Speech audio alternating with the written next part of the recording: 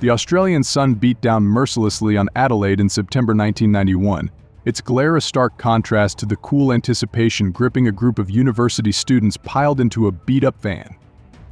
Among them was Jonathan Lee, a vibrant 19-year-old with a shock of messy brown hair and a smile that could light up a room. This weekend, like many others, was an escape from the confines of textbooks and lectures. Their destination, Alunga Beach, a haven for scuba divers promising vibrant coral reefs and an underwater adventure that beckoned like a siren song.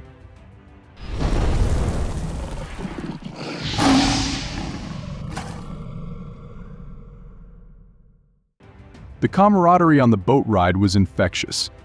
Laughter mingled with the salty breeze as they reminisced about the week's trials and dreamt of the wonders beneath the waves. Jonathan, an avid explorer with a heart that yearned for the unknown, couldn't contain his excitement. Every bump in the waves sent a thrill coursing through him, a child on the precipice of Christmas morning. As they reached the drop-off point where the gentle seabed plunged into an inky abyss, a collective gasp rippled through the group. Sunlight speared through the water's surface, illuminating a breathtaking vista. Below, a kaleidoscope of colors danced, vibrant coral formations teeming with life, schools of fish darting in mesmerizing patterns, and delicate seahorses clinging to swaying kelp forests. Jonathan, donning his mask and regulator, took a deep breath that tasted faintly of salt and anticipation. With a confident push, he submerged, greeted by a world that defied imagination. The initial shock of cool water quickly gave way to a sense of weightlessness, a feeling of being suspended in a silent, shimmering world. Bioluminescent plankton cast an ethereal glow, and the gentle swaying of the coral swayed like an underwater ballet. "This is incredible," he thought, his internal monologue a whisper of awe. 20 minutes into the dive, a prickle of unease wormed its way into Jonathan's consciousness. The initial clarity had been replaced by a murky haze, stirred by recent storms that had churned up the seabed. Visibility dropped dramatically, transforming the vibrant scene into an unsettling dreamscape. He glanced at his fellow divers, their figures fading like phantoms in the distance. A silent tension began to build within him, a primal sense of unease that tightened his throat and made his breaths come in shallow gasps. Little did he know, a predator lurked nearby, a silent hunter far more terrifying than anything he'd ever encountered. Meanwhile, Dave Roberts, a seasoned diver with a calm demeanor that belied his years of experience, witnessed a commotion far off in the distance. It wasn't the usual flurry of colorful fish or the graceful glide of a lone shark. A booming sound, echoing through the water column like a monstrous heartbeat, sent shivers down his spine.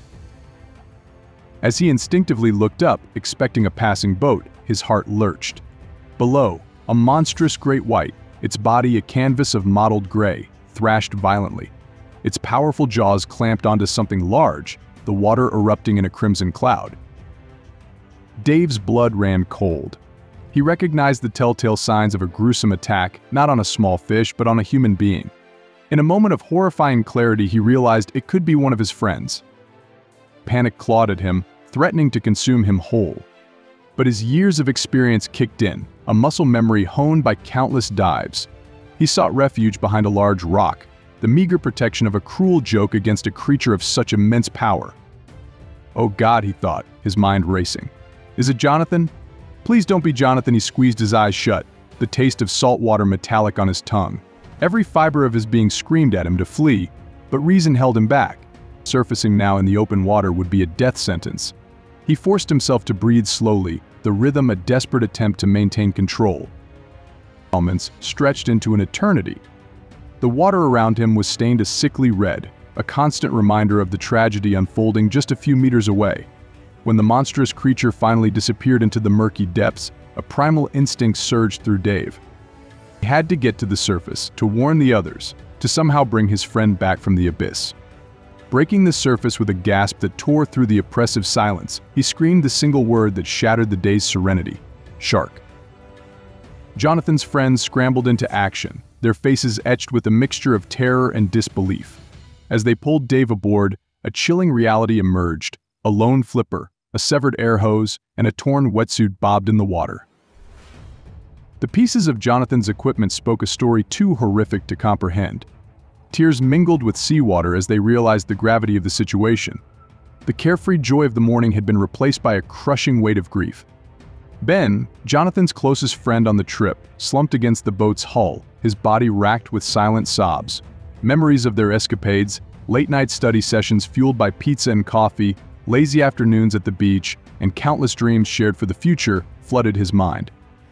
A single thought echoed in the hollowness of his chest: he's gone. The remaining divers, who had surfaced just moments after Dave, confirmed his worst fears.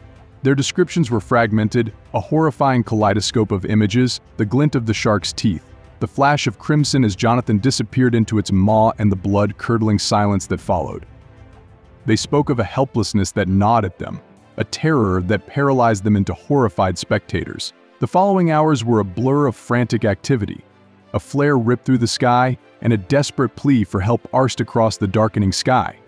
They searched tirelessly, their boat crisscrossing the same stretch of water where they had last seen Jonathan. With each passing minute, hope dwindled, replaced by a suffocating sense of dread. But they couldn't give up. The thought of leaving Jonathan alone in the vast, unforgiving ocean fueled their determination. News of the attack spread like wildfire through the tight-knit coastal community.